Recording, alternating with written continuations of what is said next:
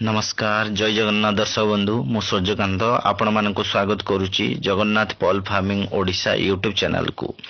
मु आज आपण मानक एक गुरुत्वपूर्ण विषय रे कहवा जाऊँगी जेमती कि आपण माने जानचंती जे एबे कोरोना महामारी पई सारा विश्ववासी लॉकडाउन अवस्था रे अछंती एवं आम्भे माने मध्य लॉकडाउन होई घरे बसी रहिछु।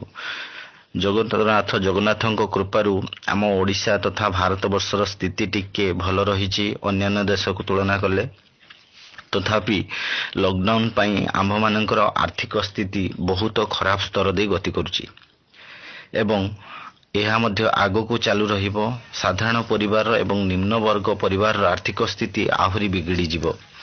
तेणु एही घड़ीसुंदी मुहूर्तरू मुकुलिबा पाई आम्भ माननकु केते दिन जे लागिबो से कथा जगतरनाथ जगन्नाथ ही जानिचंदी। मु आज आपण माननकु एक नूतन कृषि संबंध रे कहिबी जोंथिरे आपण माने आपण मानकर आर्थिक स्थिति को किछि दिन मध्य रे सुधरे नै पारिबे।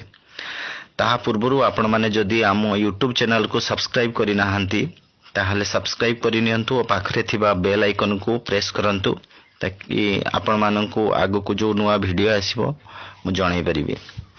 चलंतु एबे संपूर्ण विवरणी जानिबा। दर्शक बंधु आपण माने मुक्ता बा मोती विषय रे जानिथिबे। पूर्वरु केवल समुद्र रे प्राकृतिक भाव रे हेउथला किंतु एबे आमे वैज्ञानिक पद्धति रे मधुर जल रे मुक्ता चाष करि परिबा एवं एथिरु लक्ष लक्ष टंका मध्य रोजगार करि परिबा।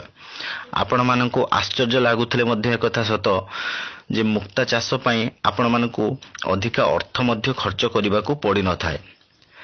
आपण मात्र 15 रु 20 हजार टंका खर्च करी मुक्ता चाष कले लक्ष रु 1.5 लाख टंका पर्यंत आपण इनकम करि परिबे।